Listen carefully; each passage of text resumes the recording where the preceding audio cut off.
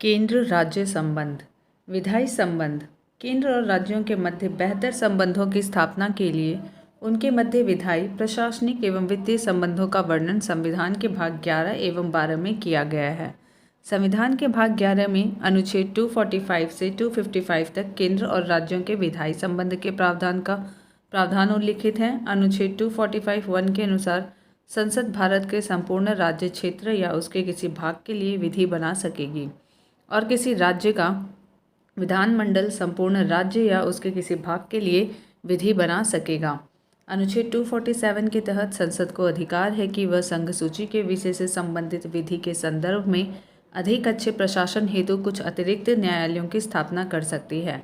संविधान के अनुच्छेद 246 के तहत केंद्र एवं राज्यों के मध्य विधायी शक्तियों के बंटवारे के लिए 3 सूचियों संघ सूची, राज्य सूची, समवर्ती सूची को संविधान की 7वीं अनुसूची में वर्णित किया गया है। संविधान के अनुच्छेद 248 के अनुसार अवशिष्ट विधायी शक्तियां संघीय संसद को सौंपी गई हैं। संविधान 101वां संशोधन अधिनियम 2016 से अंतः स्थापित नए अनुच्छेद 246 क के तहत संसद को और प्रत्येक राज्य के विधानमंडल को संघ द्वारा या उस राज्य द्वारा अधिरोपित माल और सेवा कर जीएसटी के संबंध में विधियां बनाने की शक्ति दी गई है। साथ ही माल या सेवाओं के अंतर्राज्यिक व्यापार की स्थिति में माल और सेवा कर के संबंध में संसद को विधियां बनाने की अनन्य शक्ति सौंपी गई है। भारतीय संविधान के अनुच्छेद 249 राज्य सूची के विषयों के संबंध में संसद की विधायी शक्तियों से संबंधित है। यदि राज्यसभा ने उपस्थित और मत देने वाले सदस्यों में से कम 2/3 सदस्यों द्वारा समर्थित संकल्प द्वारा घोषित किया है कि राष्ट्रीय हित में यह आवश्यक या समीचीन है कि संसद राज्य सूची के विषय या माल और सेवा कर पर विधि बनाए, तो संसद उस विषय या माल और सेवा कर पर कानून बना सकती है। अनुच्छेद 251 के अनुसार राष्ट्रपति द्वारा राष्ट्रीय आपात घोषित किए जाने की स्थिति में संसद को राज्य सूची में वर्णित विषयों या माल और सेवा कर पर विधि बनाने का अधिकार प्राप्त हो जाता है। अनुच्छेद 251 के अनुसार यदि संसद द्वारा अनुच्छेद 249 और अनुच्छेद 250 के अधीन बनाई गई विधियों और राज्यों के विधानमंडलों द्वारा बनाई गई विधियों में असंगति पाई जाती है तो संसद द्वारा निर्मित विधि प्रभावी होगी। इसे याद रखिएगा, तब संसद द्वारा निर्मित विधि प्रभावी होगी। अनुच्छेद 252 के तहत 2 या अधिक राज्यों के लिए उनकी सहमति से विधि बनाने की संसद की शक्ति और ऐसी विधि का किसी अन्य राज्य द्वारा अंगीकार किया जाना उल्लिखित है। अनुच्छेद 253 के तहत संसद को किसी अन्य देश या देशों के साथ की गई किसी संधि, करार या अभिसमय अथवा किसी अंतर्राष्ट्रीय सम्मेलन, संगम या अन्य निकाय में किए गए किसी विनिश्चय के कार्यान्वयन के लिए भारत के संपूर्ण राज्य क्षेत्र या उसके किसी भाग के लिए कोई विधि बनाने की शक्ति है। प्रशासनिक संबंध संविधान के भाग 11 के अंतर्गत अनुच्छेद 256 से 263 के तहत केंद्र और राज्यों के मध्य प्रशासनिक संबंधों का उल्लेख किया गया है। अनुच्छेद 256 के अनुसार प्रत्येक राज्य की कार्यपालिका शक्ति का इस प्रकार प्रयोग किया जाएगा जिससे संसद द्वारा निर्मित विधियों का अनुपालन सुनिश्चित रहे और संघ की कार्यपालिका शक्ति का विस्तार किसी राज्य को ऐसे निर्देश देने तक होगा जो भारत सरकार को इस प्रयोजन के लिए आवश्यक प्रतीत हो। अनुच्छेद 257 के तहत संघ सरकार कुछ दशाओं में राज्यों पर नियंत्रण रखती है। इस अनुच्छेद के अनुसार प्रत्येक राज्य की कार्यपालिका शक्ति का प्रयोग इस प्रकार किया जाएगा जिससे संघ की कार्यपालिका शक्ति का प्रयोग प्रभावित न हो और संघ की कार्यपालिका शक्ति का विस्तार किसी राज्य को ऐसे निर्देश देने तक होगा जो भारत सरकार को इस प्रयोजन हेतु आवश्यक प्रतीत हो। अनुच्छेद 258 के अनुसार राष्ट्रपति किसी राज्य सरकार की सहमति से उस सरकार को या उसके अधिकारियों को ऐसे किसी विषय से संबंधित कृत्य जिन पर संघ की कार्यपालिका शक्ति का विस्तार है सशर्त या बिना शर्त सौंप सकेगा। अनुच्छेद 258 क के अनुसार किसी राज्य का राज्यपाल भारत सरकार की सहमति से उस सरकार को या उसके अधिकारियों को ऐसे विषय से संबंधित कृत्य जिन पर उस राज्य की कार्यपालिका शक्ति का विस्तार है सशर्त या बिना शर्त सौंप सकेगा। अनुच्छेद 262(1) के अनुसार संसद विधि द्वारा किसी अंतर्राज्यिक नदी या नदी दून के या उसके जल के प्रयोग, वितरण या नियंत्रण के संबंध में किसी विवाद या परिवाद के न्याय निर्णयन के लिए उपबंध कर सकेगी। अनुच्छेद 263 के अनुसार राज्यों के बीच विवादों की जांच करने और उन पर सलाह देने, कुछ या सभी राज्यों के अथवा संघ और एक या अधिक राज्यों के सामान्य हित से संबंधित विषयों के अन्वेषण और उन पर विचार विमर्श करने या ऐसे किसी विषय पर सिफारिश करने और विशेष रूप से उस विषय के संबंध में नीति और कार्यवाही के अधिक अच्छे समन्वय के लिए सिफारिश करने हेतु राष्ट्रपति आदेश द्वारा अंतर्राज्यीय परिषद की स्थापना करेगा। वित्तीय संबंध। संविधान के भाग 12 के अंतर्गत अनुच्छेद 268 से 281 के तहत केंद्र और राज्य सरकारों के मध्य राजस्वों के वितरण संबंधी प्रावधान किए गए हैं। अनुच्छेद 265 के अनुसार कोई कर विधि के प्राधिकार से ही अधिरोपित या संग्रहित किया जाएगा, अन्यथा नहीं। अनुच्छेद 266 के तहत भारत और राज्यों की संचित निधियों और लोक लेखी का उल्लेख किया गया है। अनुच्छेद 267(1) के तहत संसद विधि द्वारा भारत की आकस्मिकता निधि की स्थापना कर सकेगी। अनुच्छेद 267(2) के तहत राज्य विधानमंडल विधि द्वारा राज्य की आकस्मिकता निधि की स्थापना कर सकेगा। अनुच्छेद 268 में संघ द्वारा उद्गृहित किए जाने वाले किंतु राज्यों द्वारा संग्रहित और विनियोजित किए जाने वाले शुल्क। अनुच्छेद 269 में संघ द्वारा उद्गृहित और संग्रहित की किंतु राज्यों को सौंपे जाने वाले कर। अनुच्छेद 269 क में अंतर्राज्यिक व्यापार या वाणिज्य के अनुक्रम में माल और सेवा कर का उद्ग्रहण और संग्रहण। अनुच्छेद 270 में उद्गृहित कर और उनका संघ और राज्यों के बीच वितरण अथवा अनुच्छेद 271 में कुछ शुल्कों और करों पर संघ के प्रयोजनों के लिए अधिभार संबंधी उपबंध है। अनुच्छेद 275 के तहत कुछ राज्यों को संघ से अनुदान की व्यवस्था की गई है। संविधान 101वां संशोधन अधिनियम 2016 से अंतः स्थापित नए अनुच्छेद 279 क के तहत माल और सेवा कर परिषद संबंधी प्रावधान किए गए हैं। अनुच्छेद 281 के अनुसार राष्ट्रपति संविधान के प्रारंभ के 2 वर्ष के भीतर और तत्पश्चात प्रत्येक 5वें वर्ष की समाप्ति पर या ऐसे पूर्वोत्तर समय पर जिसे राष्ट्रपति आवश्यक समझता है आदेश द्वारा वित्त आयोग का गठन करेगा, जो राष्ट्रपति द्वारा नियुक्त किए जाने वाले एक अध्यक्ष और 4 अन्य सदस्यों से मिलकर बनेगा। अनुच्छेद 281 के तहत राष्ट्रपति वित्त आयोग द्वारा की गई प्रत्येक सिफारिश को उस पर की गई कार्यवाही के स्पष्टीकारक ज्ञापन सहित संसद के प्रत्येक सदन के समक्ष रखवाएगा। केंद्र राज्य संबंधों पर विचार करने के लिए न्यायमूर्ति R.S. सरकारिया की अध्यक्षता में जून 1983 में एक आयोग का गठन किया गया था। B. शिवरामन तथा S.R. सेन इसके अन्य 2 सदस्य थे। इस आयोग ने जनवरी 1988 में अपनी रिपोर्ट सौंपी थी। केंद्र राज्य संबंधों से संबंधित अन्य आयोगों समितियों में राजमन्नार समिति जो कि 1969 में बनी थी, पुंछिस आयोग जो कि 2007 में बनी थी, शामिल हैं। प्रश्न कोश। पहला प्रश्न, भारत के केंद्र राज्य संबंध प्रभावित होते हैं संविधान के प्रावधानों से, नियोजन प्रक्रिया से, राजनीतिक हितों के अंतर्विरोध से, हुक्म चलाने की इच्छा प्रबलता से। तो यहाँ पे चारों ही ऑप्शन सही हैं। आइए देखते हैं डी ऑप्शन 1, 2, 3, 4 ऑप्शन डी सही है। एक्सप्लेनेशन, केंद्र और राज्यों के मध्य बेहतर संबंधों की स्थापना के लिए उनके मध्य विधायी, प्रशासनिक एवं वित्तीय संबंधों का वर्णन संविधान के भाग 11 एवं 12 में किया गया है। भारत में केंद्रीय नियोजन प्रणाली को अपनाया गया है। व्यवहार में यह देखने में आया है कि केंद्र एवं राज्यों में एक दलीय सरकारों के होने या विपरीत दलों की सरकारों के होने पर दोनों के मध्य संबंधों में उतार चढ़ाव आते रहते हैं, यद्यपि ये राष्ट्र के विकास में बाधक है।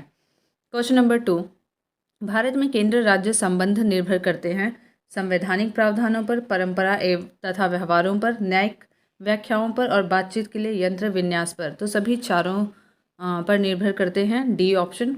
भारत में केंद्र राज्य संबंध संवैधानिक प्रावधानों, परंपराओं और व्यवहारों, न्यायिक व्याख्याओं तथा बातचीत के लिए यंत्र विन्यास मैकेनिज्म फॉर डायलॉग, इन चारों पर निर्भर करते हैं। क्वेश्चन नंबर 3, एक संघीय राज्य व्यवस्था में सम्मिलित है संघ और राज्यों के बीच संबंध, राज्यों के मध्य संबंध, समन्वय के लिए तंत्र, विवादों को सुलझाने के लिए तंत्र। यहाँ पे चारों ही सही हैं, इसलिए ऑप्शन ए सही उत्तर होगा। Option A. एक्सप्लेनेशन, संघीय राज्य व्यवस्था में संघ और राज्यों के बीच संबंध, राज्यों के मध्य आपस में संबंध, पारस्परिक समन्वय के लिए तंत्र और विवादों को सुलझाने के लिए तंत्र, ये चारों ही सम्मिलित हैं। क्वेश्चन नंबर 4, केंद्र राज्य संबंधों को विशेष रूप से किस प्रसंग में म्यूनिसिपल संबंध कहा गया है? तो यहाँ पे उत्तर होगा डी, योजना प्रक्रम में राज्य पर केंद्र के नियंत्रण के प्रसंग में। म्यूनिसिपल संबंध का आशय सरकार के सभी स्तरों, केंद्र, राज्य, स्थानीय आदि में आपसी भागीदारी और परस्पर सहयोग से है। भारत में पंचायती राज अधिनियम लागू होने के बाद स्थानीय विकास के लिए योजना निर्माण, वित्तीय स्वायत्तता तथा संसाधनों के संग्रह एवं प्रबंधन में केंद्र, राज्य और स्थानीय निकायों सभी की भागीदारी सुनिश्चित की गई है।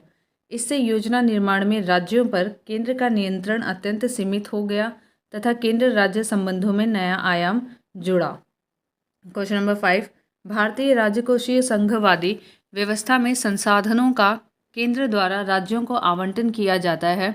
वर्तमान में निम्न में से कौन सा संसाधनों के आवंटन का एक माध्यम नहीं है?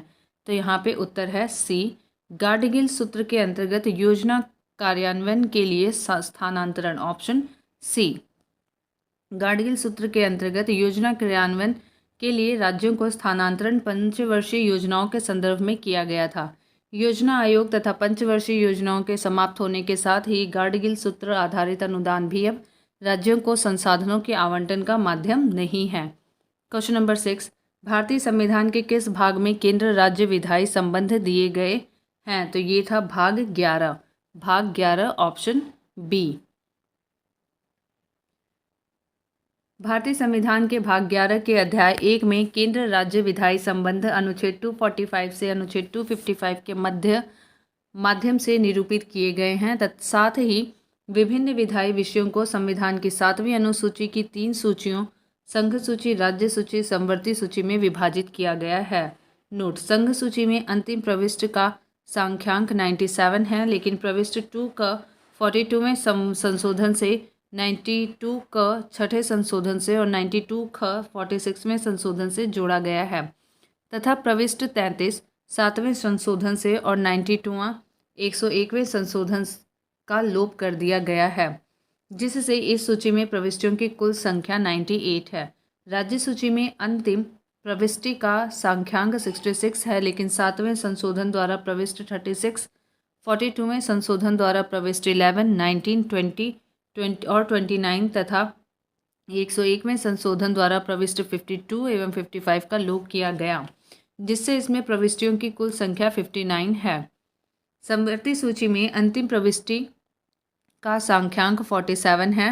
42वें संशोधन द्वारा 5 प्रविष्टियाँ 11 क, 17 क, 17 ख और 20 क और 33 क जोड़ी गई, जिसमें इनमें कुल प्रविष्टियाँ 52 हैं। क्वेश्चन नंबर 7, केंद्र तथा राज्यों के मध्य शक्तियों के वितरण के लिए भारत का संविधान 3 सूचियों को प्रस्तुत करता है। निम्न में से कौन से 2 अनुच्छेद शक्तियों के वितरण को विनियमित करते हैं? पहला अनुच्छेद 245 तथा अनुच्छेद 246, ऑप्शन डी। अनुच्छेद 4 पहली और चौथी अनुसूची के संशोधन, अनुच्छेद 5 संविधान के प्रारंभ पर नागरिकता, अनुच्छेद 56, 57 राष्ट्रपति की पदावधि और पुनर्निर्वाचन हेतु पात्रता, अनुच्छेद 141 एवं 142 उच्चतम न्यायालय की शक्तियों के बारे में उपबंधों से संबंधित है, जबकि अनुच्छेद 245 संसद और राज्य विधानमंडलों द्वारा बनाई जाने वाली विधियों के विस्तार की राज्य क्षेत्रीय सीमा को निश्चित करता है। अनुच्छेद 246 7वीं अनुसूची की सूची 1 संघ सूची में शामिल किसी भी विषय पर केंद्र को और सूची 2 राज्य सूची में शामिल विषयों पर राज्यों को कानून बनाने की इजाज़त देता है। वहीं सूची 3 समवर्ती सूची के विषयों पर केंद्र और राज्य दोनों ही कानून बना सकते हैं। इस प्रकार अनुच्छेद 245 तथा अनुच्छेद 246 केंद्र और राज्यों के मध्य विधायी शक्तियों के वितरण को विनियमित करते हैं। क्वेश्चन नंबर 8, केंद्र राज्य संबंध किस अनुसूची में है? तो ये 7वीं अनुसूची में है, ऑप्शन ए। संविधान के अनुच्छेद 246 के तहत केंद्र एवं राज्यों के मध्य विधायी शक्तियों के बंटवारे के लिए 3 सूचियों, संघ सूची, राज्य सूची, समवर्ती सूची की व्यवस्था है, जिन्हें संविधान की 7वीं अनुसूची में वर्णित किया गया है। क्वेश्चन नंबर 9, विधायी शक्तियों का केंद्र और राज्यों के मध्य वितरण संविधान की निम्न अनुसूचियों में से किस एक में है? तो ये है 7वीं अनुसूची, ऑप्शन बी। क्वेश्चन नंबर 10, वे विषय जिन पर केंद्र और राज्य सरकारें दोनों कानून बना सकती हैं वो है समवर्ती सूची, ऑप्शन सी। समवर्ती सूची पर संघ और राज्य दोनों कानून बना सकते हैं, परंतु यदि संघ व राज्य के कानूनों में अंतर्विरोध होता है तो संघ का कानून मान्य होता है। क्वेश्चन नंबर 11, भारत में निम्नलिखित में से किसे शिशुओं और अवयस्कों के साथ साथ आर्थिक और सामाजिक योजनाओं के लिए विधि निर्माण की शक्तियां प्रदत्त हैं? तो यहाँ पे ऑप्शन सी, केंद्र और राज्य दोनों सरकारों को, ऑप्शन सी। संविधान के अनुच्छेद 246 के उपबंधों के तहत 7वीं अनुसूची में केंद्र और राज्यों के बीच विधायी विषयों के संबंध में त्रिस्तरीय व्यवस्था की गई है। सूची 1 संघ सूची, सूची 2 राज्य सूची, सूची 3 समवर्ती सूची। शिशु और अवयस्क प्रविष्ट 5 के तहत आर्थिक एवं सामाजिक योजना प्रविष्ट 20 के तहत समवर्ती सूची के विषय हैं।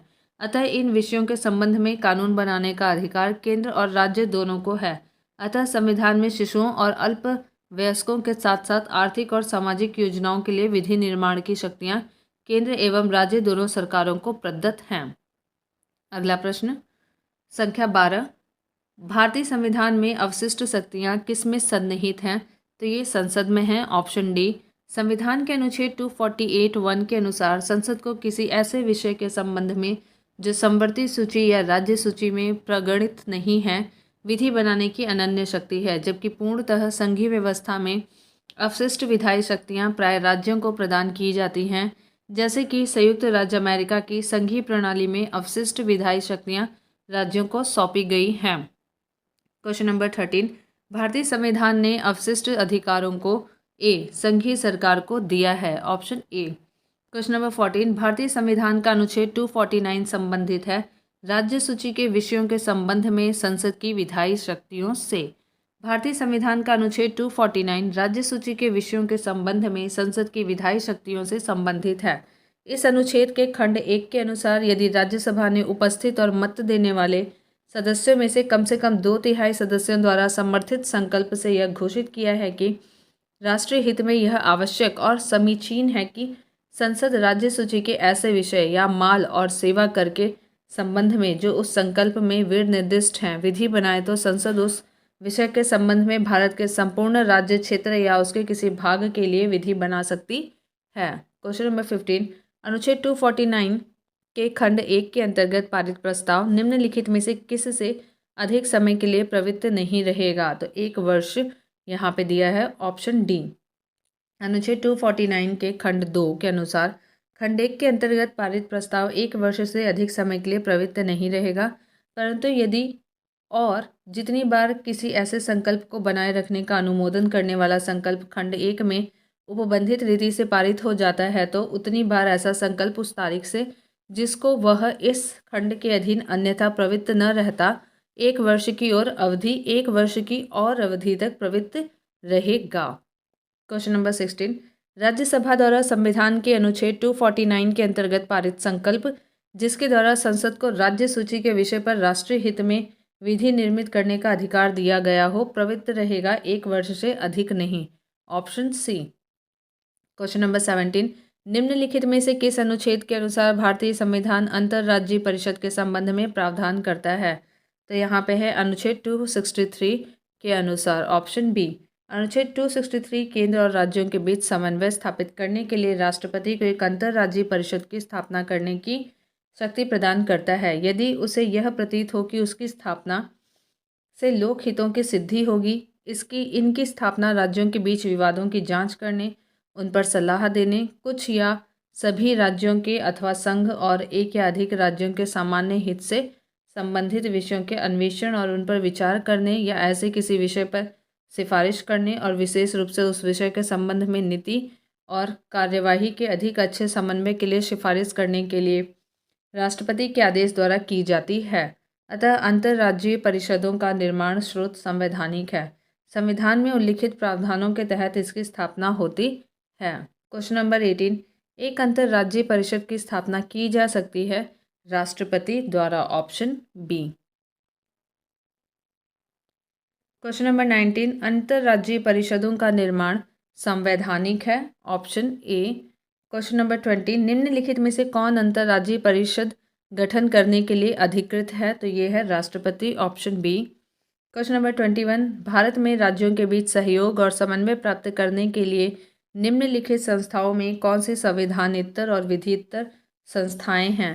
तो यहाँ पे है राष्ट्रीय विकास परिषद, राज्यपाल सम्मेलन, आंचलिक परिषदें और अंतर्राज्यीय परिषद। तो यहाँ पे राष्ट्रीय विकास परिषद और राज्यपाल सम्मेलन जो है ऑप्शन 1 और 2, ऑप्शन ए। अंतर्राज्यीय परिषद का उल्लेख संविधान के अनुच्छेद 263 में किया गया है, अतः यह एक संवैधानिक संस्था है। आंचलिक और क्षेत्रीय परिषदें संसद के अधिनियम के प्रावधानों के तहत गठित की गई हैं, अतः यह विधिक संस्थाएं हैं। जबकि राष्ट्रीय विकास परिषद और राज्यपाल सम्मेलन संविधानेतर या विधितर संस्थाएं हैं। क्वेश्चन नंबर 22, क्षेत्रीय परिषदों का सृजन हुआ है संसदीय कानून द्वारा, ऑप्शन बी। 1956 के संसद के अधिनियम के माध्यम से 5 क्षेत्रीय परिषदों उत्तर, दक्षिण, केंद्रीय, पूर्वी, पश्चिमी का गठन किया गया। वर्ष 1971 में पूर्वोत्तर के राज्यों के लिए पूर्वोत्तर परिषद का गठन उत्तर पूर्वी परिषद अधिनियम 1972 के तहत किया गया।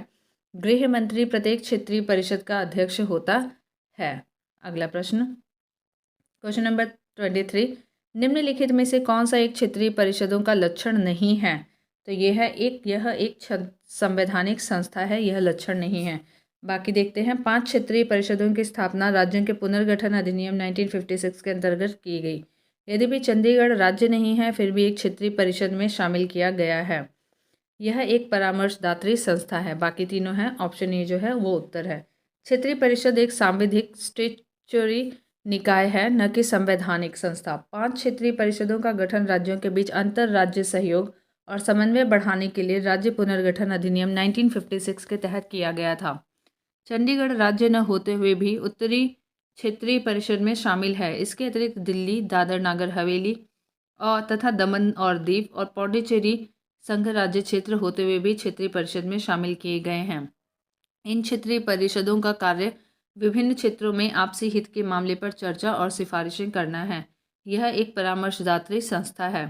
क्वेश्चन नंबर 24, भारत में क्षेत्रीय परिषदों के संदर्भ में निम्न में से कौन सा कथन सही है? पहला, परिषदें भारतीय संघ व्यवस्था के उपसंघीय सूत्र के रूप में कार्य करती हैं। दूसरा है, परिषदें भारतीय संघ व्यवस्था में राज्यों के मध्य सहयोग एवं एकीकरण का मार्ग प्रशस्त करती हैं। यहाँ पे दोनों सही है, इसलिए ऑप्शन सी उत्तर हो जाएगा।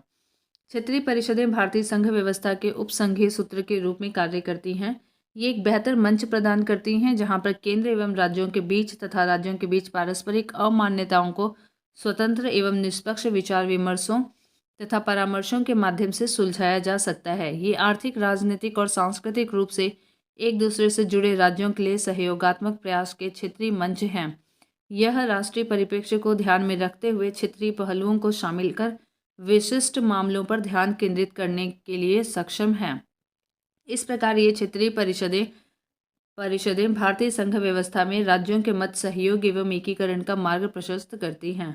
क्वेश्चन नंबर 25, झारखंड क्षेत्र स्वायत्त परिषद का गठन कब हुआ था? 8 अगस्त 1995 को हुआ था, ऑप्शन सी।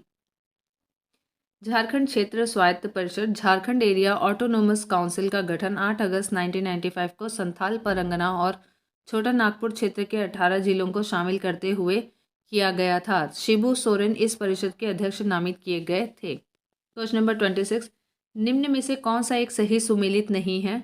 नदी बोर्ड्स एक्ट 1970 सही सुमेलित नहीं है, ऑप्शन सी। बाकी सब जो हैं वो सही सुमेलित हैं। आइए एक बार देख लेते हैं। अंतर्राज्यीय पानी के झगड़ों में केंद्रीय संसद की अधीन निर्णय की शक्ति भारतीय संविधान के अनुच्छेद 262 के अंतर्गत। अंतर्राज्यीय जल विवाद अधिनियम 1956 में आया था। राष्ट्रीय जल नीति 1987।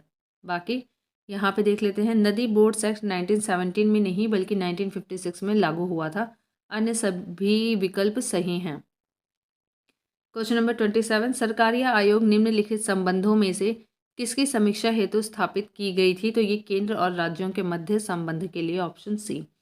केंद्र राज्य संबंधों पर विचार करने, उनको सुदृढ़ करने हेतु सुझाव देने के लिए न्यायमूर्ति R.S. सरकारिया की अध्यक्षता में जून 1983 में एक आयोग का गठन किया गया था। B. शिवरामन तथा S.R. सेन इनके अन्य 2 सदस्य थे। आयोग ने जनवरी 1988 में अपनी रिपोर्ट सौंपी। लगभग 1600 पृष्ठों की इस रिपोर्ट में आयोग द्वारा 19 अध्यायों के तहत कुल 247 अनुशंसाएं की गई थीं। क्वेश्चन नंबर 28, निम्नलिखित में से कौन सरकारिया आयोग का सदस्य था? तो यहाँ पे SR Sen, option C.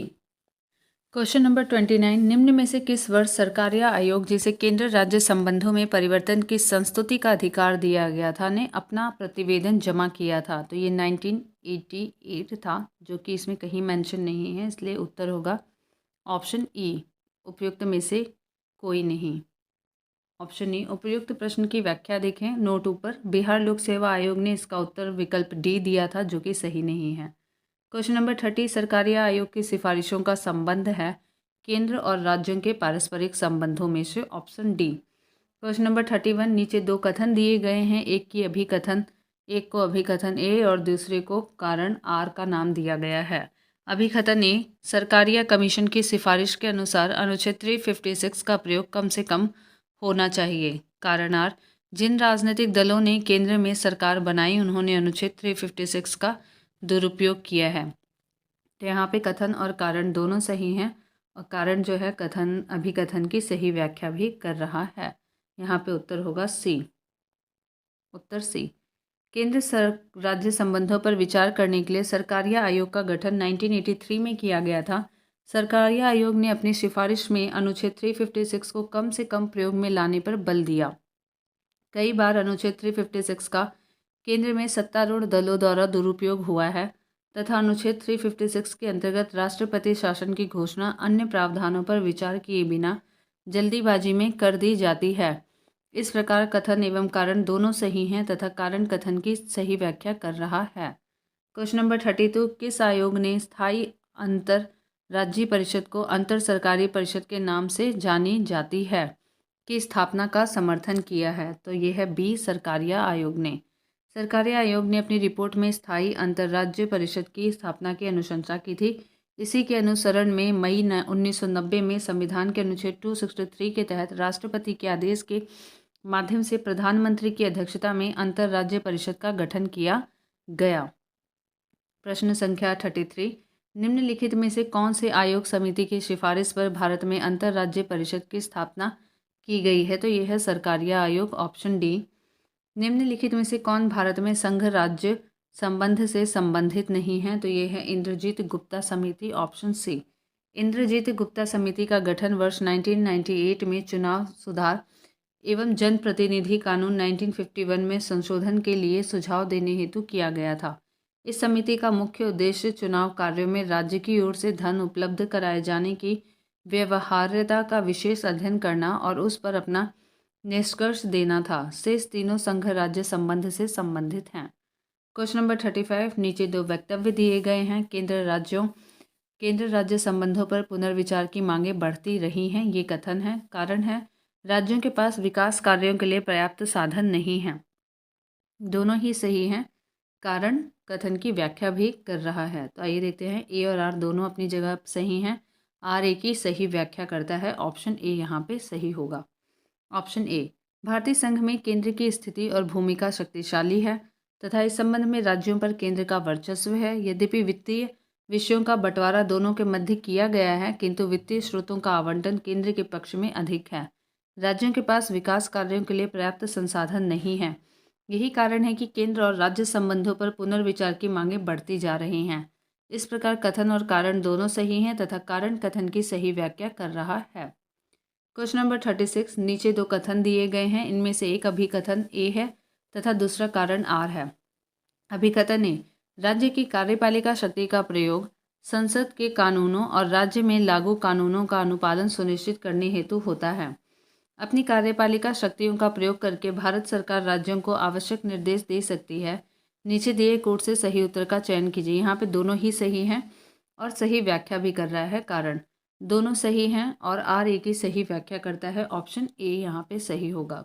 Option A, संविधान का अनुच्छेद 256 स्पष्ट करता है कि प्रत्येक राज्य की कार्यपालिका शक्ति का इस प्रकार प्रयोग किया जाएगा जिससे संसद द्वारा बनाई गई विधियों का और ऐसी विद्यमान विधियों का जो उस राज्य में लागू है अनुपालन सुनिश्चित रहे और संघ की कार्यपालिका शक्ति का विस्तार किसी राज्य को ऐसे निर्देश देने तक होगा जो भारत सरकार को इस प्रयोजन के लिए आवश्यक प्रतीत हो। अतः स्पष्ट है कि कथन और कारण दोनों सही है तथा कारण कथन की सही व्याख्या है। क्वेश्चन नंबर 37, भारत के संविधान के निम्नलिखित अनुच्छेदों में से किसके अनुसार प्रत्येक राज्य की कार्यपालिका शक्ति का इस प्रकार प्रयोग किया जाएगा जिससे संघ की कार्यपालिका शक्ति के प्रयोग में कोई अड़चन न हो या उस पर कोई प्रतिकूल प्रभाव न पड़े? तो ये है ऑप्शन ए, अनुच्छेद 257। भारत के संविधान के अनुच्छेद 257 के खंड 1 के अनुसार प्रत्येक राज्य की कार्यपालिका शक्ति का इस प्रकार प्रयोग किया जाएगा जिससे संघ की कार्यपालिका शक्ति के प्रयोग में कोई अड़चन न हो या उस पर कोई प्रतिकूल प्रभाव न पड़े। संघ की कार्यपालिका शक्ति का विस्तार किसी राज्य को ऐसे निर्देश देने तक होगा जो भारत सरकार को इस प्रयोजन के लिए आवश्यक प्रतीत हो। क्वेश्चन नंबर 38, भारतीय संविधान का कौन सा भाग केंद्र और राज्यों के मध्य वित्तीय संबंधों का विवरण प्रस्तुत करता है? तो यह है ऑप्शन सी, भाग 12। केंद्र और राज्यों के मध्य वित्तीय संबंधों का विवरण संविधान के भाग 12 में प्रस्तुत किया गया है।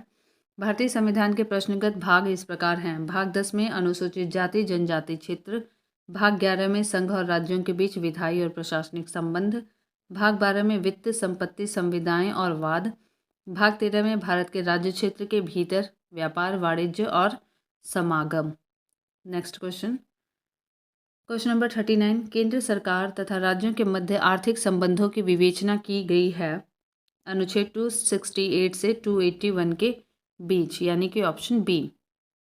केंद्र सरकार और राज्यों के मध्य आर्थिक और वित्तीय संबंधों की विवेचना भारतीय संविधान के अनुच्छेद 268 से 281 संघ और राज्यों के मध्य राजस्वों का वितरण के अंतर्गत की गई है। इनमें वित्तीय आगम स्रोतों का वितरण साम्यपूर्ण बनाने के लिए एक जटिल तंत्र की रचना की गई है। साथ ही यह भी सुनिश्चित किया गया है कि यह विभाजन स्थायी न हो और निश्चित अंतरालों पर उसका पुनर्विलोकन हो और समायोजन किया जाए। क्वेश्चन नंबर 40, भारत के संविधान में किस अनुच्छेद में करों को केंद्र द्वारा लगाया गया तथा एकत्रित किया जाता है लेकिन केंद्र और राज्यों के बीच वितरित किया जाता है? तो ये है अनुच्छेद 270, ऑप्शन सी। भारतीय संविधान के अनुच्छेद 270 के तहत प्रावधानित है कि संघ सूची में निर्दिष्ट सभी कर और शुल्क अनुच्छेद 268, अनुच्छेद 269 और अनुच्छेद 269 क में निर्दिष्ट करों और शुल्कों को छोड़कर भारत सरकार द्वारा लगाए गए और एकत्रित किए जाएंगे और तथा इन्हें संघ और राज्यों के मध्य वितरित किया जाएगा। क्वेश्चन नंबर 41, निम्न कथनों पर विचार कीजिए। भारत में वित्तीय सौदों पर स्टाम्प शुल्क राज्य सरकार द्वारा लगाया जाता है व वसूल किया जाता है का विनियोजन संघ सरकार द्वारा किया जाता है। इसमें से दोनों में से कोई भी सही नहीं है, ऑप्शन डी। अनुच्छेद 268 के अनुसार ऐसे स्टाम्प शुल्क जो संघ सूची में वर्णित हैं यथा संघ सूची की प्रविष्टि 91 में वर्णित वित्तीय सौदों पर स्टाम्प शुल्क उन्हें संघ द्वारा लगाया या उद्घृत किया जाता है किंतु उन्हें राज्य सरकार द्वारा संग्रहित, कलेक्टेड और विनियोजित किया जाता है। क्वेश्चन नंबर 42, निम्नलिखित कथनों पर विचार कीजिए। भारत में शेयर बाजार तथा फ्यूचर बाजार में हुए लेन देन पर कर संघ द्वारा लगाया जाता है, ये सही है। राज्य द्वारा एकत्रित किया जाता है, तो ऑप्शन 1 जो है, ए जो है वो सही है, केवल एक। संविधान के 7वीं अनुसूची में केंद्र और राज्यों के मध्य शक्तियों के बंटवारे के बारे में दिया गया है 7वीं अनुसूची में। इसके अंतर्गत 3 सूचियां हैं, संघ सूची, राज्य सूची, समवर्ती सूची। प्रश्नानुसार शेयर बाजार अथवा फ्यूचर बाजार में होने वाले लेन देन पर कर संघ सूची के अंतर्गत आता है। तदनुसार इसे संविधान के अनुच्छेद 270 के तहत संघ द्वारा लगाया, उद्गृहित किया जाता है और इसे संघ द्वारा ही एकत्रित संग्रहित किया जाता है। भारत में प्रतिभूति हस्तांतरण कर STT वर्ष 2004 में लागू किया गया था। क्वेश्चन नंबर 43, भारत में कर निर्दिष्टीकरण के संवैधानिक प्रावधानों के तहत निम्न में से कौन सा कर है जो पूरी तरह से राज्यों द्वारा लगाया और वसूला जाता है? तो यह है भू राजस्व कर, ऑप्शन बी। प्रश्नगत करों में से भू राजस्व संविधान की 7वीं अनुसूची की सूची 2, राज्य सूची की प्रविष्टि 45, भू राजस्व जिसके अंतर्गत राजस्व का निर्धारण और संग्रहण, भू अभिलेख रखना, राजस्व के प्रयोजनों के लिए और प्राधिकारों के अभिलेखों के लिए सर्वेक्षण और राजस्व का अन्य संक्रामण है के तहत राज्यों के अधिकार क्षेत्र की विषय वस्तु है। इसे पूरी तरह से राज्यों द्वारा लगाया और वसूला जाता है। क्वेश्चन नंबर 44, क्या संविधान के अंतर्गत भारतीय संघ के राज्य विदेशी ऋण सीधे लेने की शक्ति रखते हैं? बी, नहीं। संविधान के अनुच्छेद 293(1) के तहत राज्यों की कार्यपालिका शक्ति का विस्तार उस राज्य की संचित निधि की प्रतिभूति पर ऐसी सीमाओं के भीतर यदि कोई हो जिन्हें ऐसे राज्यों का विधानमंडल समय समय पर विधि द्वारा नियत करे भारत के राज्य क्षेत्र के भीतर उधार लेने तक और ऐसी सीमाओं के भीतर प्रत्याभूति देने तक ही है। अतः स्पष्ट है कि संविधान के अंतर्गत भारतीय संघ के राज्य विदेशी ऋण सीधे नहीं प्राप्त कर सकते हैं। राज्यों द्वारा विदेशी ऋण संघ केंद्र सरकार के माध्यम से भारत सरकार की प्रत्याभूति पर ही प्राप्त किया जा सकता है। अगला प्रश्न, क्वेश्चन नंबर 45, राज्य सरकारों को कृषि आय कर कौन समुदेशित करता है? तो ये है डी, भारत का संविधान। भारत की संविधान की 7वीं अनुसूची के तहत राज्य सूची में प्रविष्ट 46 के तहत कृषि आय पर कर का उल्लेख है, अर्थात यह विषय राज्यों के अधिकार क्षेत्र में है। साथ ही संविधान के अनुच्छेद 274 में कृषि आय कर या ऐसे कराधान जिनमें राज्य हितबद्ध है हेतु प्रावधान नियत किए गए हैं। क्वेश्चन नंबर 46, केंद्र और राज्य के बीच वित्तीय फिस्कल विवादों के निपटारे हेतु मुख्य एजेंसी है सर्वोच्च न्यायालय, ऑप्शन ए। केंद्र और राज्यों के बीच वित्तीय विवादों के निपटारे हेतु मुख्य एजेंसी सर्वोच्च न्यायालय है। भारतीय संविधान के अनुच्छेद 131 के तहत वह उपयुक्त मामलों का निपटारा करता है, जबकि वित्त आयोग संघ और राज्यों के मध्य वित्त के बंटवारे के संदर्भ में सिफारिश करता है। क्वेश्चन नंबर 47, निम्नलिखित करों में से किसके अंतर्गत व्यक्ति द्वारा देय पूर्ण धनराशि संविधान द्वारा सीमित कर दी गई है? व्यापार, व्यवसाय और वित्त कर, ऑप्शन डी। अनुच्छेद 276(2) के तहत राज्य को या उस राज्य में किसी एक नगर पालिका, जिला बोर्ड, स्थानीय बोर्ड या अन्य स्थानीय प्राधिकारी को किसी एक व्यक्ति के बारे में वृत्तियों, व्यापारों, आजीविकाओं और नियोजनों पर करों के रूप में संदेय कुल रकम 2500 रुपये 60वें संविधान संशोधन 1988 द्वारा 250 रुपये के स्थान पर प्रतिवर्ष तक सीमित कर दी गई है। क्वेश्चन नंबर 48, भारतीय संविधान के निम्नलिखित किन अनुच्छेदों द्वारा अंतर्राज्यीय व्यापार एवं व्यवसाय की स्वतंत्रता प्रदान की गई है? तो ये ऑप्शन बी है 301, अनुच्छेद 301 के तहत। भारतीय संविधान के अनुच्छेद 301 के अनुसार भाग 13 के अन्य उपबंधों के अधीन रहते हुए भारत के राज्य क्षेत्र में सर्वत्र व्यापार, वाणिज्य और समागम अबाध होगा।